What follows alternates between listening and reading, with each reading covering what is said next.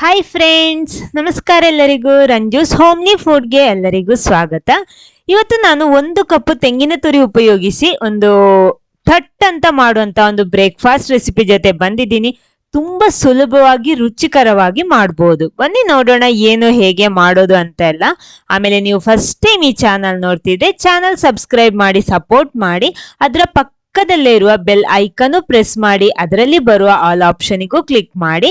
ಹಾಗಿದ್ರೆ ಮಾತ್ರ ನಾನು ಹಾಕುವ ಹೊಸ ವಿಡಿಯೋಸ್ಗಳ ನೋಟಿಫಿಕೇಶನ್ ಎಲ್ಲ ನಿಮ್ಗೆ ಕೂಡ್ಲೆ ಸಿಗುತ್ತೆ. ಬನ್ನಿ ನೋಡೋಣ ಈ ಸರಳ ಬ್ರೇಕ್ಫಾಸ್ಟ್ ಹೇಗೆ ಮಾಡೋದು ಅಂತ. ಅದಕ್ಕೋಸ್ಕರ ಮೊದಲು ನಾನೊಂದು ಮಿಕ್ಸಿ ಜಾರ್ ತಗೊಂಡಿದ್ದೀನಿ. ಅದಕ್ಕೆ ನಾನು 1 ಕಪ್ ತೆಂಗಿನ ತುರಿ ಹಾಕ್ತಾ ಇದ್ದೀನಿ.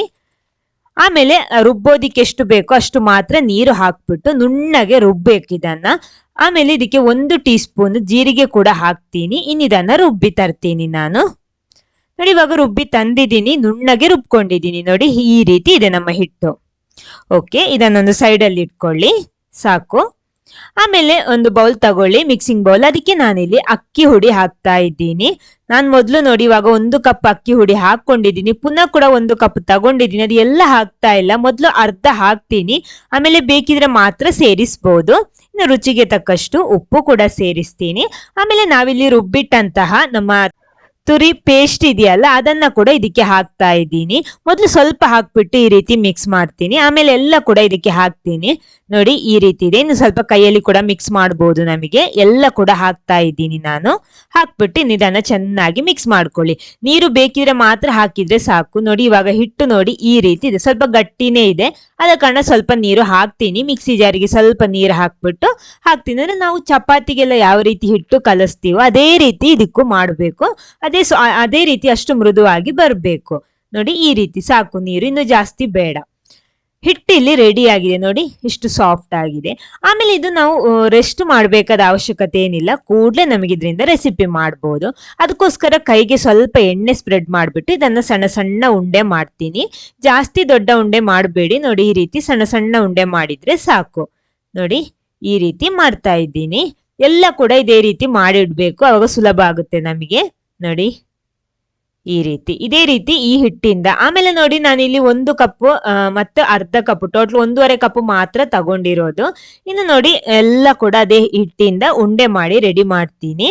ಇವಾಗೆಲ್ಲ ರೆಡಿ ಆಗಿದೆ. ಆಮೇಲೆ ನಮಗೆ ಬೇಕಾಗಿರೋದು ಈ ರೀತಿ ಒಂದು ಕವರ್. ಅದಕ್ಕೆ ಸ್ವಲ್ಪ ಎಣ್ಣೆ ಸ್ಪ್ರೆಡ್ ಮಾಡಿಬಿಟ್ಟು ಈ ರೀತಿ ಅದರಲ್ಲಿ ಹಿಟ್ಟಿಡ್ತಾ ಇದ್ದೀನಿ, ಉಂಡೆ. ನೋಡಿ, ಈ ರೀತಿ. ಆಮೇಲೆ ಏನಾದ್ರೂ ಒಂದು ವೇಟ್ ಇರುವಂತಹ ಪಾತ್ರೆ ಉಪಯೋಗಿಸಿ ಈ ರೀತಿ ಪ್ರೆಸ್ ಮಾಡ್ತೀನಿ. ಅಥವಾ ಪ್ರೆಸ್ಸರ್ ಅಲ್ಲಿ ಬೇಕಿದ್ರೆ ಪ್ರೆಸ್ಸರ್ ಅಲ್ಲಿ ಮಾಡ್ಬೋದು, ಇಲ್ಲ ಅಥವಾ ಬಾಳೆ ಎಲೆಯಲ್ಲಿ ಬೇಕಿದ್ರೆ ಆ ರೀತಿ ಮಾಡ್ಬೋದು. ನಿಮಗೆ ಯಾವ ರೀತಿ ನಿಮ್ಗೆ ಸುಲಭ ಆಗುತ್ತೋ ಆ ರೀತಿ ಮಾಡ್ಕೊಳ್ಳಿ. ನೋಡಿ, ಇಷ್ಟು ದಪ್ಪಕ್ಕೆ ಈ ರೀತಿ ಪ್ರೆಸ್ ಮಾಡಬೇಕು.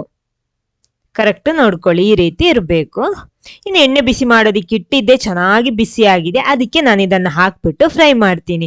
ಎಣ್ಣೆ ಚೆನ್ನಾಗಿ ಬಿಸಿ ಆಗಿರಬೇಕು, ಅದಕ್ಕಿಂತ ಮುಂಚೆ ಹಾಕಬೇಡಿ.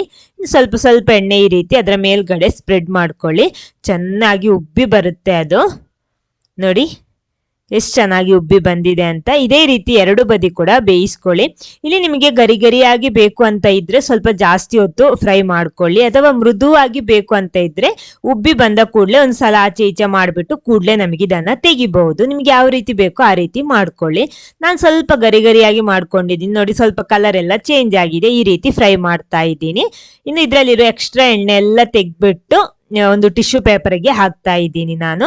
ಅಷ್ಟೊತ್ತಿಗೆ ಇನ್ನೊಂದು ಫ್ರೈ ಮಾಡಬಹುದು. ನೋಡಿ, ಈ ರೀತಿ ಇದರಲ್ಲಿರುವ ಎಕ್ಸ್ಟ್ರಾ ಎಣ್ಣೆ ಎಲ್ಲ ತೆಗ್ಬಿಟ್ಟು ಇದನ್ನ ಟಿಶ್ಯೂ ಪೇಪರಿಗೆ ಹಾಕಿದ್ರಾಯ್ತು. ಆಮೇಲೆ ಅದಕ್ಕೂ ಸ್ವಲ್ಪ ಎಣ್ಣೆ ಸ್ಪ್ರೆಡ್ ಮಾಡಬೇಕು ಮೇಲ್ಗಡೆ.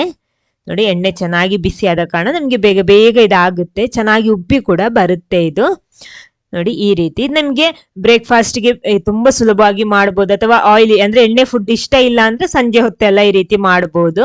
ನೋಡಿ, ತುಂಬಾ ಸುಲಭವಾಗಿ ಮಾಡಬಹುದು ಇದು. ಇನ್ನು ಚೆನ್ನಾಗಿ ಫ್ರೈ ಆಗ್ಲಿ. ಇದೇ ರೀತಿ ಎಲ್ಲ ನಮ್ಮ ತೆಂಗಿನ ತುರಿ ಉಪಯೋಗಿಸಿ ಮಾಡಿರುವಂತಹ ಪೂರಿ ನಾನೆಲ್ಲ ರೆಡಿ ಮಾಡಿ ತರ್ತೀನಿ ನಾನು. ಎಲ್ಲ ಕೂಡ ಇದೇ ರೀತಿ ಫ್ರೈ ಮಾಡಿ ತರ್ತೀನಿ. ನೋಡಿ, ಇದು ಕೂಡ ರೆಡಿ ಆಗಿದೆ. ನಾನು ಸ್ವಲ್ಪ ಜಾಸ್ತಿ ಫ್ರೈ ಮಾಡ್ಕೊಂಡಿದ್ದೀನಿ. ಈ ರೀತಿ ಇದೆ. ನೋಡಿ, ಎಲ್ಲ ರೆಡಿ ಆಗಿದೆ. ನೋಡಿ ಎಷ್ಟೊಂದು. ಆಮೇಲೆ ಇದು ನಮ್ಮ ಗೋಧಿ ಹುಡಿಯಲ್ಲಿ ಪೂರಿ ಮಾಡ್ತೀವಲ್ವ, ಆ ತರ ಅಲ್ಲ. ಅಂದ್ರೆ ಅಷ್ಟು ಅದು ಅಂದ್ರೆ ಉಬ್ಬಿ ಬಂದ್ರೆ ಸ್ವಲ್ಪ ಹೊತ್ತು ಆಗುವಾಗ ಕುಗ್ಗಿ ಬಿಡುತ್ತೆ. ಆದ್ರೆ ಇದು ಆ ತರ ಅಲ್ಲ, ಎಷ್ಟು ತುಂಬಾ ಹೊತ್ತು ಇಟ್ರು ಕೂಡ ಇದು ಉಬ್ಬಿಯೇ ಇರುತ್ತೆ. ನೋಡಿ, ಸಾಫ್ಟ್ ಆಗಿ ಈ ರೀತಿ ಇರುತ್ತೆ. ಈ ವಿಡಿಯೋ ನಿಮ್ಗೆ ಇಷ್ಟ ಆದ್ರೆ ಖಂಡಿತ ಲೈಕ್ ಮಾಡಿ, ಎಲ್ಲರ ಜೊತೆ ಶೇರ್ ಮಾಡಿ. Okay, thank you.